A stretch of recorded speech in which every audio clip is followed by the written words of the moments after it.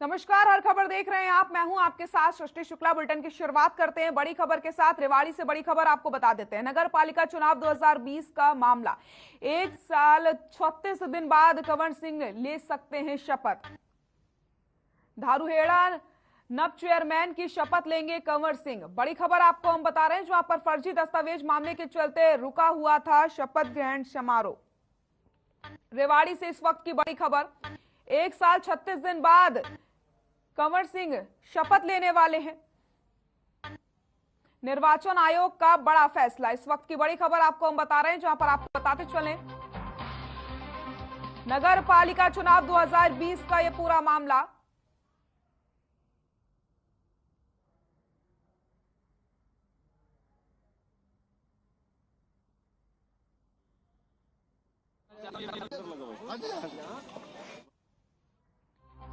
रेवाड़ी से बड़ी खबर आपको हम बता रहे हैं। नगर पालिका चुनाव 2020 का यह पूरा मामला।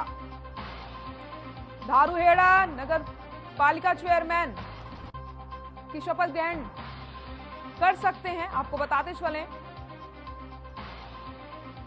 नगर पालिका चुनाव 2020 का यह पूरा मामला। 1 साल 36 दिन बाद कंवर सिंह ले सकते हैं शपथ। निर्वाचन आयोग का फैसला। फर्जी दस्तावेज मामले के चलते नहीं ली थी अभी तक शपथ। 1 साल 36 दिन बाद कंवर सिंह ले सकते हैं शपथ।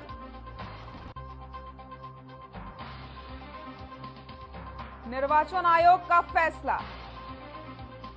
नगर पालिका चुनाव 2020 का यह पूरा मामला।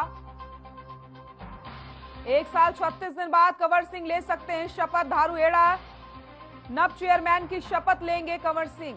निर्वाचन आयोग का बड़ा फैसला। फर्जी दस्तावेज मामले के चलते नहीं ली गई थी अभी तक शपथ। और इसी खबर पर ज्यादा जानकारी के लिए हमारे सहयोगी महेंद्र हमारे साथ जुड़ गए हैं। महेंद्र, नगर पालिका चुनाव 2020 का यह पूरा मामला। 1 साल 36 दिन बाद शपथ ले सकते हैं कंवर सिंह, क्या कुछ जानकारी मिल रही है? जी, मैं आपको बता देना चाहूंगा कि 1 साल 36 दिन पुराना ये मामला है और 1 साल 36 दिन पहले 12 दिसंबर को जो चुनाव हुए थे और उसके बाद से जो था कंवर सिंह को 632 मतों से विजयी हासिल हुई थी। लेकिन इसी जो इसमें जो 10वीं की मार्कशीट में अड़ंगा लगाते हुए उनके प्रतिद्वंदी जो उनसे हारे थे संदीप भोरा, वो उसने हाई कोर्ट में याचिका लगाई थी कि मार्कशीट जो फर्जी है उसी को लेकर याचिका में सुनवाई हुई।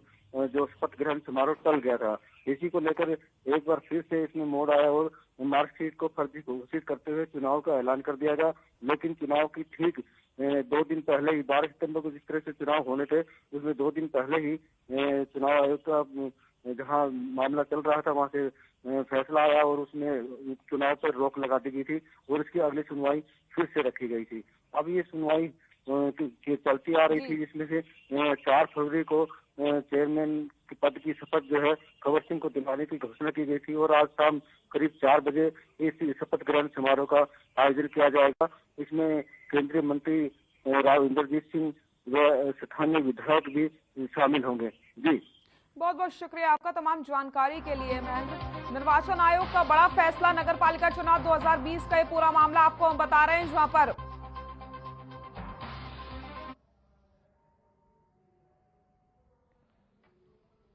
एक साल 36 दिन बाद शपथ ले सकते हैं कंवर सिंह। नगर पालिका चुनाव 2020 का यह पूरा मामला है।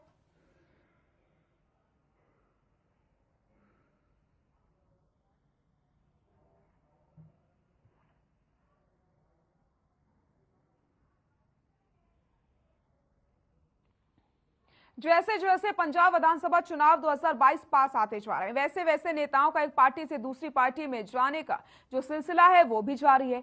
इसी कड़ी में अकाली दल के नेता और सुखबीर सिंह बादल के चचेरे भाई ने बब्बी बादल ने भगवंत मान की उपस्थिति में आम आदमी पार्टी का दामन थाम लिया है। वहीं बब्बी सिंह बादल से खास बातचीत की हर खबर के पंजाब ब्यूरो हेड स्वर्णजीत सिंह बावा ने। सुनाते हैं आपको।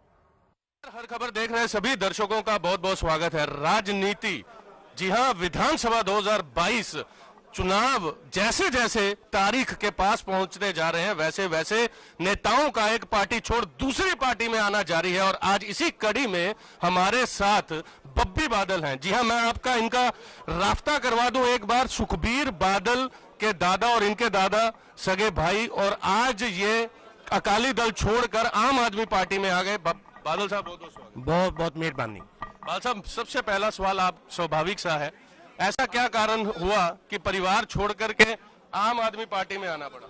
देखो, मैं परिवार छोड़ के आम आदमी परिवार में इसलिए आया हूँ क्यों करके जब भी मैंने देखा है कि जब भी केजरीवाल जी, मान साहब बात करते हैं तो लोगों के मसलों की, मुद्दों की बात करते हैं। पीने वाला पानी, स्कूल, अस्पताल। जब भी दूसरे लीडर, चाहे मेरा ही परिवार हो, मतलब सारे अपने अपने दूषणबाजी, अपनी दुश्मनी, लोगों ने क्या लेना कि कौन कैसे। लोग तो वो कहता वो खा गया, वो कहता वो खा गया, वो ज्यादा खा गया। इसको छोड़ के लोगों के लिए आज से काम करना चालू। मैं बहुत प्रभावित हुआ था आम आदमी की पॉलिसी से। आज मेरे को मौका मिला, मैं कुलवंत सिंह जी जो कि हमारे प्रत्याशी हैं मोहाली से, उनको जीत दिलाने के लिए और कांग्रेस के जो सिद्धू हैं उनका जड़ से उखाड़ने के लिए मैं आम आदमी के अंदर आ गया हूं, और मेरे सभी समर्थक मेरे साथ आए हैं। और इस परिवार में अब हमारी अर्थी ही जाएगी, हम इसी पार्टी में काम करेंगे। आपने शिक्षा की बात की, आपने स्वास्थ्य की बात की, लेकिन मेरा सवाल आपसे है, आपके भाई सुखबीर बादल तो आम आदमी पार्टी के संयोजक अरविंद केजरीवाल पर आरोप लगाते हैं कि दिल्ली में शिक्षा प्रणाली के क्या हालात हैं, गली गली पानी खड़ा है। आप कह रहे हैं कि आम आदमी पार्टी इसकी बात करती है तो इसलिए मैंने अपना घर छोड़ करके आम आदमी का हाथ। देखिए, मेरे भाई साहब पंजाब के मुख्यमंत्री बनना चाहते हैं तो स्वाभाविक है कि वो अपने कामों के लिए वो नहीं बोल रहे, वो अपनी उपलब्धियां नहीं गिना रहे, वो किसी पे कि वो झूठ बोल रहा है, वो झूठ बोल रहा है, इन बातों को कोई फायदा नहीं। दुनिया जानती है कि आम आदमी और केजरीवाल सरकार ने अच्छा काम दिल्ली में किया है। सारा पंजाब आज इसी बात पे खड़ा है कि जो दिल्ली में काम हुआ है वो यहाँ हमारे पास भी होना चाहिए। आपने मोहाली विधानसभा की बात की, आप मोहाली के मौजूदा मेयर जीती सिद्धू, जो कि मौजूदा विधायक बलबीर सिद्धू के भाई हैं, उन्होंने आरोप लगाया कुलवंत सिंह पर कि उन्होंने पार्षद का चुनाव तो जीता नहीं, विधायक कैसे जीतेंगे? देखिए, क्या होता है कि जब चुनाव आते हैं तो जो मेन कैंपेनर हैं, जैसे कुलवंत सिंह जी थे, वो अकेले चुनाव नहीं से लड़ रहे, उन्होंने 50 की 50 सीटों पे आम आदमी और उनके ग्रुप के अंदर उन्होंने आदमी खड़े किए थे। वो घूमते रहे लोगों को जिताने के चक्कर में, कि वो इसलिए उन्होंने अपनी सीट पे वो इतना ध्यान नहीं दे सके, तब वो हमारा उनका इतना साथ नहीं था। आज हम आ गए हैं, आज पार्षद भी जीतेंगे, एमपी भी जीतेंगे, कोई चुनाव यहाँ से आज के बाद कांग्रेस मोहाली से नहीं जीतेगी। और एक बात मेरी बादल साहब, एक प्रश्न मेरा और है इसी से संबंधित, मोहाली विधानसभा से। बलबीर सिद्धू लगातार 3 बार से विधायक हैं, उनका कहना है कि इस समय मोहाली में विकास जो है वो चरम पर है और पीक पर है, जिसे अंग्रेजी शब्द उन्होंने अंग्रेजी में बताया, और उन्होंने कहा कि मेरा स्वप्न है कि मैं आयुर्वेदिक अस्पताल लाऊंगा, एलोपैथिक अस्पताल और लेके आऊंगा, मैं मेडिकल हब बनाना चाहता हूँ मोहाली। नहीं, उन्होंने सही कहा है कि विकास पीक पे है सिद्धू परिवार का, उनका विकास पीक पे ही है। वो जितना 7 जन्म तक उनकी अगर नोटों की आग जला जला के भी खाना पकाते रहे उस पे, तो भी उनके नोट खत्म होने वाले नहीं है। इनका इतना विकास हो गया है। तो जब 5 साल वो मिनिस्टर रहे हैं तब तो उनके कोई मेडिकल इतना उन्होंने किया नहीं। हमारे लोग यहाँ पे बहुत सारे लोग जो दूध का कारोबार करते हैं, जो आसपास जितने विलेजेस हैं, वो डेयरी मंत्री भी रहे, कोई लोगों का एक भी काम नहीं हुआ। हमारे यहाँ मेहनतकश लोग हैं, मुलाजिम लोग हैं मोहाली में, किसी का कोई विकास नहीं हुआ, कोई स्कूल का बढ़ोतरी नहीं हुई, कोई हॉस्पिटल का कुछ नहीं हुआ, बस पैसे ले लेके ट्रांसफर पोस्टिंग करते रहे। बात करें बीते वर्ष की, तो जब निकाय चुनाव थे, परमिंदर सिंह सोहाना और कुलवंत सिंह ने एक धड़ा बनाया और उसमें अपने पार्षद लड़वाए। आज परमिंदर सिंह सोहाना जो है वो कुलवंत सिंह के प्रतिद्वंदी हैं। कैसे देखते हैं अकाली दल के प्रत्याशी? देखो, अकाली दल जो है ना, वो आदमियों को लालच देके, वो लोभ देके अपने साथ ले जाता है। सोहाना बिल्कुल कुलवंत सिंह के साथ थे, लेकिन उन्होंने ये शो किया कि हम आपको एमएलए लड़ाएंगे। अब ये तो वोटें निकलेंगी तो पता चलेगा ना सोहाना को कि ये फायदे का सौदा था या घाटे का। संजीव वशिष्ठ तो कहते हैं कि आम आदमी पार्टी कुलवंत सिंह प्रत्याशी जो है चौथे पायदान पर आएंगे और भारतीय जनता पार्टी मोहाली की सीट निकालेगी। चलो, अगर वो नहीं कहें तो उनके पास जो 5-7 आदमी जाते हैं वो भी नहीं जाएंगे, तो उनको तो मजबूरी है कहना। किसानों का रणजीत सिंह बराड़ है, रवनीत सिंह बराड़ किसानों के प्रत्याशी हैं और आजाद लड़ रहे हैं क्योंकि चुनाव चिन्ह मिला नहीं है। तो क्या लगता है किसानों के मत बटेंगे तो उसका फायदा नहीं होगा विरोधियों? देखिए, छोटा भाई है रवनीत सिंह बराड़, लेकिन मेरे ख्याल से वो इतना चुनाव मेरे को लगता है वो इंटरेस्ट लेके नहीं लड़ रहे हैं। किसानों का मत आम आदमी के साथ है। किसानों के भी बच्चे हैं, किसान भी बीमार होते हैं, उनको भी अस्पताल चाहिए, स्कूल चाहिए। इसलिए मैं आपको कहता हूं कि सारे जो लोग हैं इस बार आम आदमी की सरकार बनाने का फैसला करते हैं। आखिरी मेरा सवाल, आप राजनीति को अच्छे से जानते हैं, नजदीकी से आपने राजयोग भी देखा है, तो क्या लगता है मोहाली में आम आदमी पार्टी के प्रत्याशी कुलवंत सिंह कितनी वोटों से जीतेंगे? देखिए, मैं ये कह सकता हूं कि कुलवंत सिंह जीतेंगे, नंबर 1। अगर कुलवंत सिंह नहीं जीते तो हम उनको अपना चेहरा नहीं दिखाएंगे। हम उनकी जीत को गारंटी करते हैं। आज से इसी क्षण से हम उनकी जीत में लग जाएंगे, दिन रात एक कर देंगे। देखिए, चुनावी वायदे बहुत सुने होंगे, चुनावी बातें बहुत सुनी होंगी, लेकिन एक बात बब्बी बादल ने कहा कि हम चेहरा नहीं दिखाएंगे अगर कुलवंत सिंह अच्छे मार्जिन से मोहाली विधानसभा सीट नहीं जीतते। बहरहाल ये तो समय आने पर पता चलेगा कि ऊंट किस करवट बैठता है, और ये तो समय के गर्भ में है। हमारी नजर इस पर बनी हुई है और 10 मार्च को नतीजे देखना मत भूलिएगा, और खास तौर पर हम मोहाली के नतीजे आपके समक्ष लेकर के आएंगे। देखते रहें हर खबर। कैमरा पर्सन अशोक के साथ मैं स्वर्ण, मोहाली से। यहां रुकते हैं छोटे से ब्रेक के लिए, जल्द हाजिर होते हैं। ब्रेक के बाद एक बार फिर से आप सभी का स्वागत है। पानीपत से आपको बड़ी खबर बता देते हैं। पानीपत से इस वक्त की बड़ी खबर, तेज रफ्तार ट्रक ने कार को मारी टक्कर। एक ही परिवार के 4 लोगों की दर्दनाक मौत हो गई। मृतकों में 5 साल का बच्चा भी शामिल है। 2 लोगों की हालत गंभीर बनी हुई है। बेटी की मौत का शोक मनाने जा रहे थे परिवार वाले। तेज रफ्तार ट्रक ने कार को टक्कर मारी। सुबह करीब 5 बजे ये हादसा हुआ। नोएडा से कैथल जा रहा था परिवार। मौके पर ट्रक छोड़ करके चालक फरार हो गया है। बेटी की मौत का शोक मनाने जा रहे थे सभी। पानीपत से खबर आपको बता रहे हैं। सुबह करीब 5 बजे हादसा हुआ। नोएडा से कैथल जा रहा था परिवार। मौके पर ट्रक छोड़ करके चालक फरार हो गया है। 1 साल की बच्ची, 2 महिलाएं मृतकों में शामिल है। तेज रफ्तार ट्रक ने कार को टक्कर मार दी। सुबह 5 बजे ये हादसा हुआ है। नोएडा से कैथल जा रहा था परिवार। मौके पर ट्रक छोड़ करके चालक फरार हो गया। 1 साल की बच्ची, 2 महिलाएं, ड्राइवर मृतकों में शामिल है।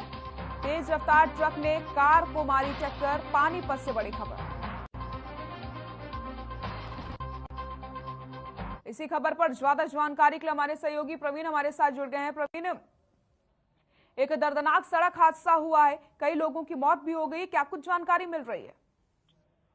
जी देखिए, हादसा ये पानीपत में हुआ है। नोएडा से एक परिवार अपनी बेटी की मौत के बाद वहां पर शोक व्यक्त करने के लिए जा रहे थे। जैसे ही परिवार पानीपत पहुंचा तो तेज रफ्तार ट्रक ने उन्हें टक्कर मार दी। सुबह करीब 5 बजे का यह हादसा है, जिसमें 4 लोगों की मौत हुई है। 4 लोगों की मौत में जिसमें 1 साल की एक बच्ची, 2 महिलाएं और ड्राइवर है वो जो है वो बाल बाल बच गया है, जबकि बुजुर्ग समेत 2 और अन्य लोग भी गंभीर रूप से घायल हैं। प्रवीण, आपसे जानना चाहती हूँ, जिस तरीके से ट्रक चालक ट्रक छोड़ करके फरार हो गया, तो क्या कुछ पता चल पाया अभी उसके बारे में? देखिए, फिलहाल तक परिजन को ये सूचना दे दी गई है। वही पुलिस मौके पर पहुंची है, जो शव को लेकर पानीपत के सामान्य अस्पताल में भिजवा दिया गया। वही ट्रक के नंबर से ट्रेसिंग की जा रही है। पुलिस का दावा है कि जल्द ही सभी जो आरोपी है उसको, जो ट्रक ड्राइवर है आरोपी है, उसको गिरफ्तार कर लिया जाएगा। फिलहाल पानीपत के सामान्य अस्पताल में जो है पोस्टमार्टम की प्रक्रिया वो चल रही है। बहुत बहुत शुक्रिया प्रवीण, तमाम जानकारी के लिए आपका। तेज रफ्तार ट्रक ने कार को टक्कर मारी। पानीपत से खबर।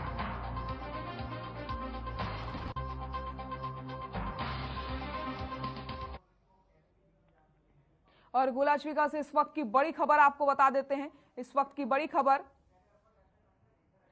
बारिश से मुसीबत बढ़ गई है। बारिश ने बढ़ाई किसानों की टेंशन। किसानों को सता रहा गेहूं खराब होने का डर। तो आपको बताते चले, जिस तरीके से लगातार बारिश हो रही है, ऐसे में किसानों की जो परेशानी है वो बढ़ चुकी है। उन्हें गेहूं खराब होने का जो डर है वो सता रहा है। तो आपको बताते चले, लगातार 2 दिनों से जिस तरीके से बारिश हो रही है और मौसम विभाग ने अलर्ट जारी कर दिया है कि अभी 2 दिनों तक और ज्यादा बारिश हो सकती है। ऐसे में गेहूं की फसल भी बर्बाद हो सकती है और यही डर सता रहा है किसानों को।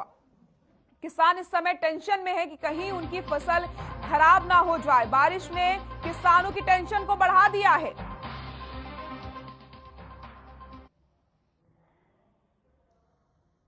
बुरे हुए हैं, किसान तो पहले ही मरा पड़ा है। ना खाद मिल रही है, ना घास काटने वगैरह में दिक्कत आ रही है, पशुओं को वैसी दिक्कत है।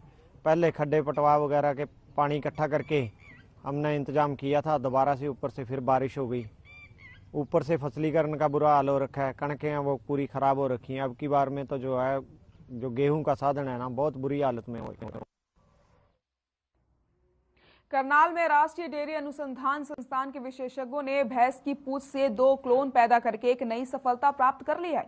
आपको बता दें कि क्लोन कटरी का नाम कर्णिका रखा गया है, तो वहीं आपको बता दें क्लोन कटड़े को गणतंत्रता नाम दिया गया है। क्लोनिंग के जरिए दुधारू पशुओं की उच्च उत्पादन वाली नस्लों में वृद्धि की जा रही है। साथ ही साथ बताते चले कि संस्थान इस तकनीक के जरिए देश में दुग्ध उत्पादन 2 गुना करने और किसानों की आय बढ़ाने की दिशा में काम कर रहा है। वहीं करनाल के राष्ट्रीय डेयरी अनुसंधान संस्थान के निदेशक डॉक्टर MS चौहान ने बताया कि ये क्लोनिंग के क्षेत्र में एक नई सफलता है। उनकी रिसर्च सही दिशा में आगे बढ़ रही है।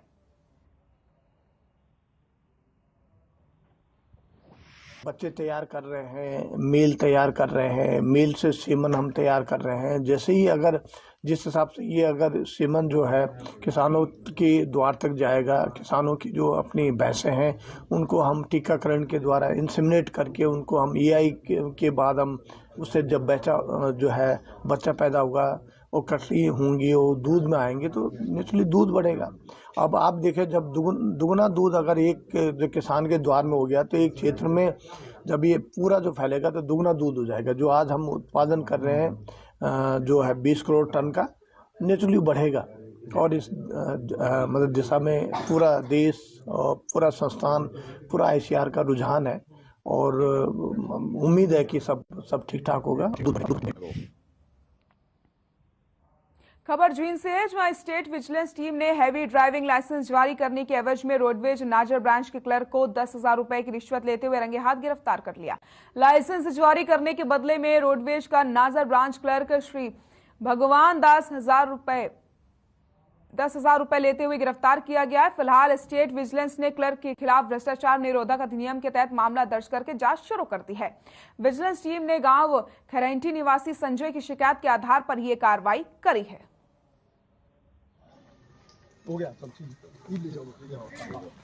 कि श्री भगवान नाम का क्लर्क जो रोडवेज में कार्यरत है, वो उसकी लड़के का हैवी ड्राइविंग लाइसेंस का सर्टिफिकेट रिलीज करने के एवज में 10,000 रुपये मांग कर रहे हैं। तो हमने उसी टाइम ड्यूटी DC साहब से ड्यूटी मजिस्ट्रेट अपॉइंट करवाया और शैडो विटनेस अपॉइंट करवाया और हमने रीडिंग टीम तैयार करके बस स्टैंड में पहुंच के रेड मार के उसका रंगा दिया। माइक का टिकट लेते ना बैग में। खबर अतिया से है, जहां स्टेडियम में मूलभूत सुविधाओं के ना होने से गांव वालों को लगातार परेशानियों का सामना करना पड़ रहा है और वो लगातार प्रदर्शन कर रहे हैं। वही बता दें आपको कि बार बार ज्ञापन देने के बाद भी प्रशासन कोई सुध नहीं ले रहा है। साथ ही साथ खिलाड़ी कुलदीप ने बताया कि ये स्टेडियम 1995 में बना था और ये स्टेडियम फतेहाबाद जिले में सबसे बड़ा स्टेडियम है, लेकिन इस स्टेडियम में चारों तरफ गंदगी का अंबार लगा है। अगर यहाँ बारिश आ जाती है तो सारा पानी यहीं पर इकट्ठा हो जाता है।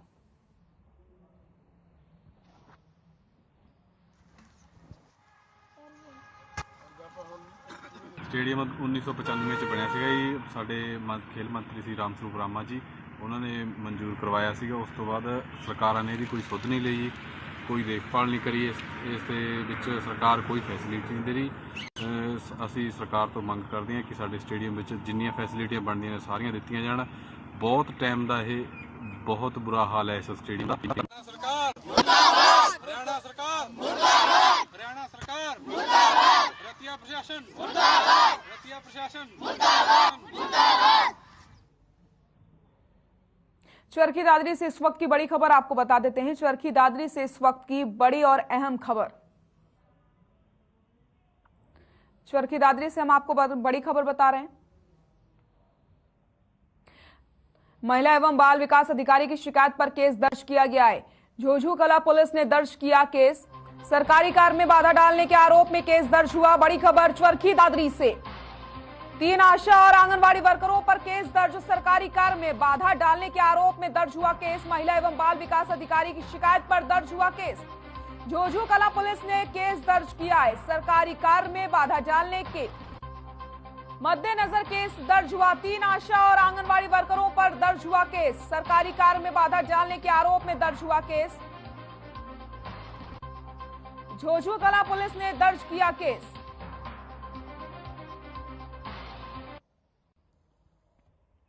आंगनवाड़ी वर्कर थी कमलेश, ये इनकी कार्यकर्ता थी बिट्टू और एक थी सुनीता। इन्होंने क्या किया, वहाँ प्ले स्कूल या आंगनवाड़ी वर्कर की ट्रेनिंग चल रही थी, उनके कार्य में बाधा डाली, उनको सरकार उकसाया, सरकार के खिलाफ नारेबाजी की, उनके साथ मतलब धक्का किया। ट्रेनिंग में सरकारी कार्य में बाधा पहुंचाने पर इनके खिलाफ मुकदमा नंबर 27 दर्ज किया।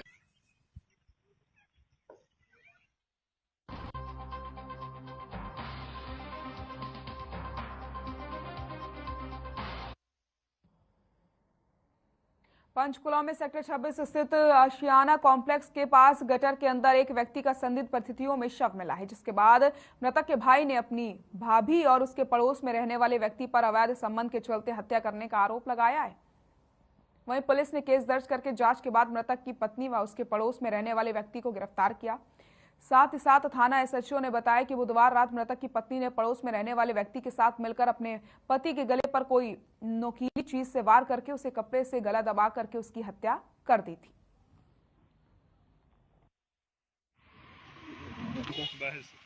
और नहीं बुलाते, एम्बुलेंस भी नहीं बुलाते, तो डायरेक्ट 112 के अंदर स्ट्रक्चर भी है, सब कुछ है। अभी ये था जो शव मिला था, उसकी शनाख्त नहीं हो पाई थी। ना शनाख्त होने के कारण उसकी बॉडी हमने कल मोर्चरी में रखवा दी थी। तो कल लेट शाम उनके भाई ने आके हमारे पास बयान अंकित करवाया कि उसके जो ये भाई हैं उनका किसी व्यक्ति ने मर्डर कर दिया है और मर्डर करके उसकी लाश को गटर में फेंक दिया है। तो अभी हमने उनकी स्टेटमेंट के बिहाफ के ऊपर FIR दर्ज कर दी है 302-34 IPC में। तो अभी हम पोस्टमार्टम करवा के बॉडी उनके हवाले कर रहे हैं, बाकी अनुसंधान जारी। बुलेटिन में फिलहाल के लिए इतना ही। नमस्कार।